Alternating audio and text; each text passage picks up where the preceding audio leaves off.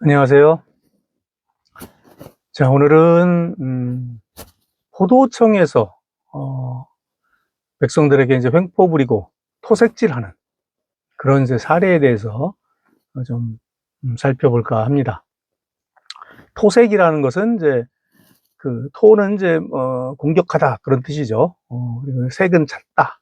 그래서 돈이나 물건 따위를 억지로 달라고 하는 그런 걸 이제 토색질이라고 합니다. 뭐 아무 때나 할 수는 없겠지만 뭔가 이제 빌미가 될 때 할 수 있겠죠. 포도청 같은 경우는 이제 수사를 담당하니까 그 범죄와 관련된 그런 사람과 그 주변인에게 이런 이제 토색질이 상당히 잦았다고 합니다. 뭐 조선시대 때는 사실 아전이라든가 뭐 그런 사람들의 토색질도 상당히 많았죠. 근데 이제 그건 사실 구조적인 문제가 있어요. 기본적으로 이뭐 아전이라든가 포도청의 그런 자리는 급료가 이렇게 지급되는 자리가 아니거든요. 뭐 군관 이상이면 몰라도 그 하급 군졸들 같은 경우는 그게 하나 이제 역이라든가 그런 경우에는 급료가 따로 없어요. 그러니까 이제 어떻게 보면 이제 알아서 뜯어먹고 사는 그러한 이제 구조일 경우가 상당히 많았죠. 그래서 이 한번 범죄에 이제 연루가 된다. 그러니까 사실은 죄가 없다고 하더라도 억울하게 걸릴 수도 있고 약간 애매할 경우도 있고 막 그렇잖아요. 그런데 한번 범죄에 연루되면 본인은 뭐 물론이고 온 가족이 한마디로 결단이 나는 거죠. 이런 경우가 상당히 잦았습니다. 이제 뭐 이제 음력으로 이제 설이 이제 지났고 대개 이제 이쯤에서 토정 비결을 많이 보잖아요. 토정 비결 보면 요즘에는 뭐 현대식으로 많이 이제 풀어서 설명을 하지만 예전에 이제 관제수라는 게 있었어요. 관제수. 그게 뭐냐면 벼슬관자, 관아로부터 재앙을 받을 수, 운수다. 그래서 옛날에 이제 관청에 갈 일이 있는 것 자체가 굉장히 두려운 일입니다. 관청에서 무슨 좋은 상 주려고 부르는 일은 별로 없거든요.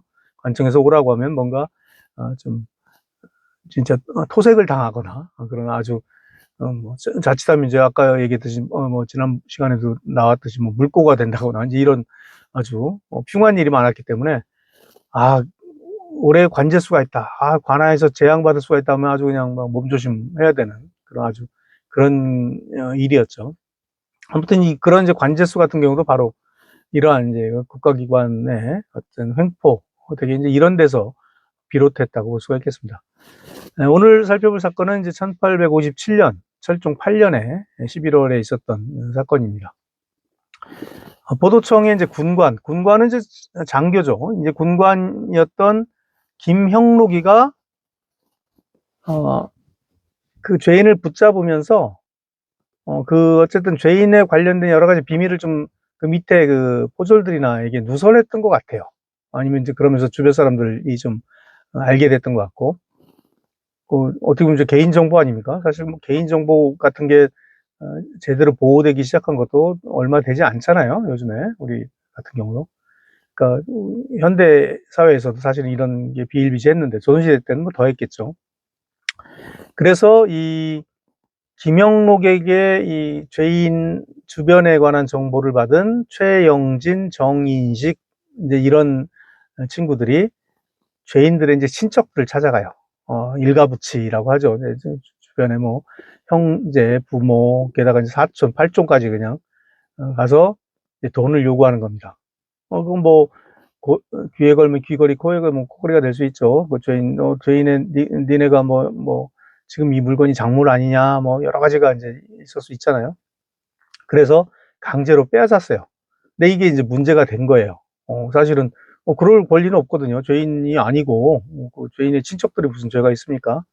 이게 이제 그 문제가 됐어요. 그래서 이제 법대로 하면 장 100대를 맞고 유배가는 게 원칙입니다. 이렇게 이제 그러니까 원래 법은 엄해요. 그러니까 감히 이제 그 죄인이 아닌 죄인 친척들에게 이렇게 돈을 토색질을 하다가 걸리면 장 100대, 원래 장 100대면 장이 물론 이제 약간 회초리격이긴 해도 굵은 회초리라 상당히 상처가 큽니다. 그래서 되게 뭐 몇십 대를 버티는 경우가 없어요. 지금 그 장 100대를 맞는다는 건 거의 그 죽일 사경에 가까운 그런 정도 이제 중한 죄인데, 그러고 또 유배까지 가야 되는 그런 원래 중죄입니다.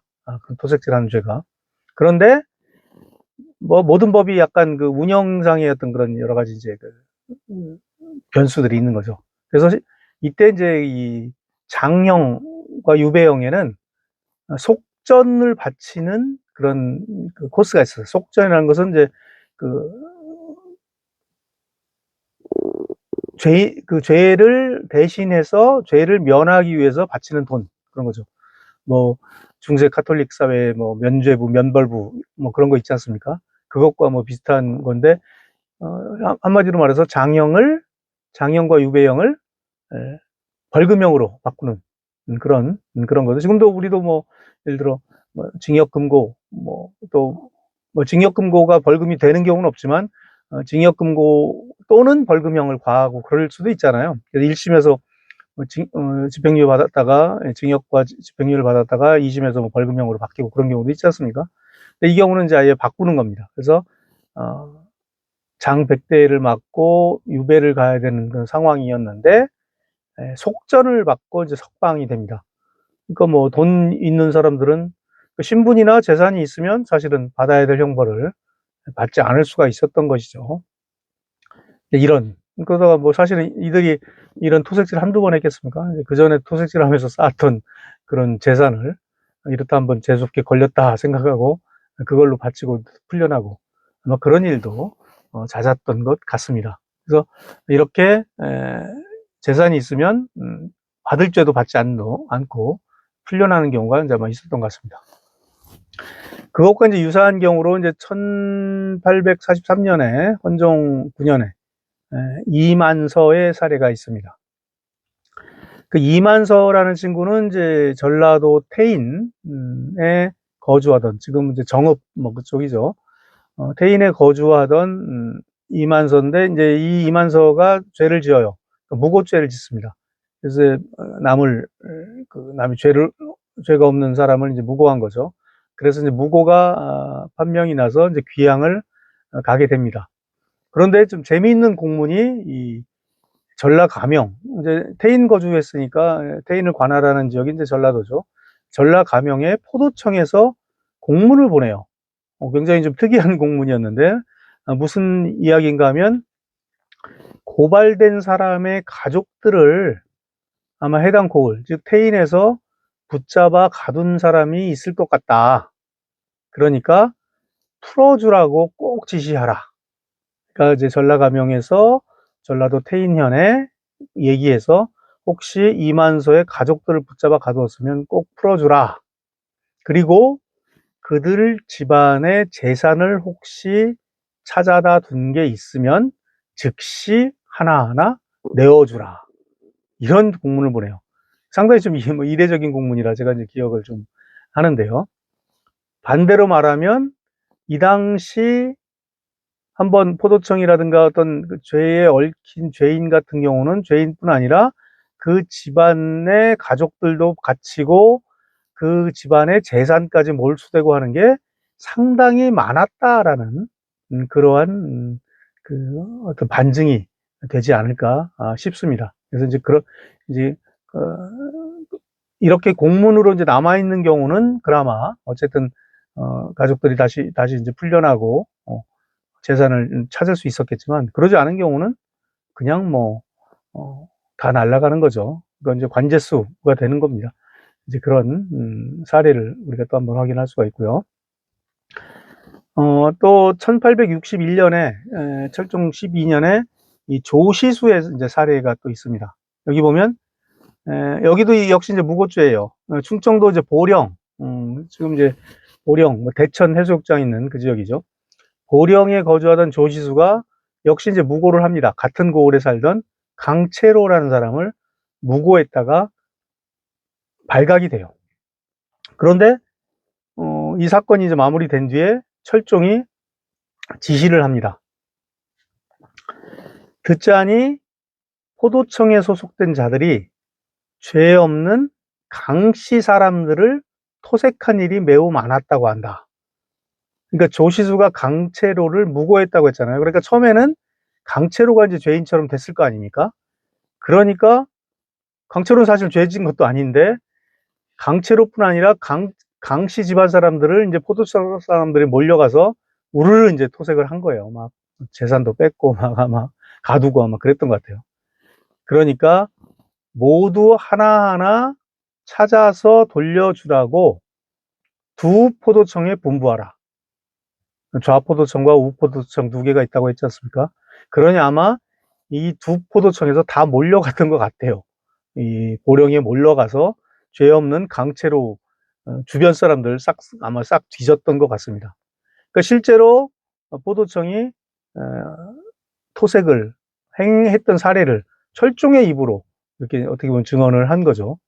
강채로 같은 경우는 이제 무죄니까 돌려받았던 것이고, 실제 또 죄를 지었으면 이게 그냥 별다른 명이 없었으면 그대로 포도청 관련자들의 어떤 치부 수단이 될 수도 있었던 거겠죠. 물론 아까 이제 이만서처럼 이만서는 이제 무고로 잡혀갔지만 이만서 이제 죄인이지만 이만서 가족들 같은 경우는 또 풀어주라고 포도청에서 또 이렇게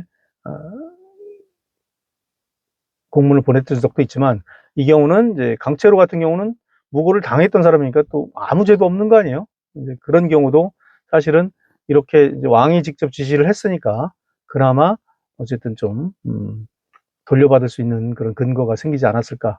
그러니까 이런 예를 통해서 어떤 사건이 일어나면 아주 그 집안이 죄가 있고 없고를 떠나서 쑥대밭이 되는 그런 개연성들이 상당히 많았다는 사실을 알 수가 있습니다.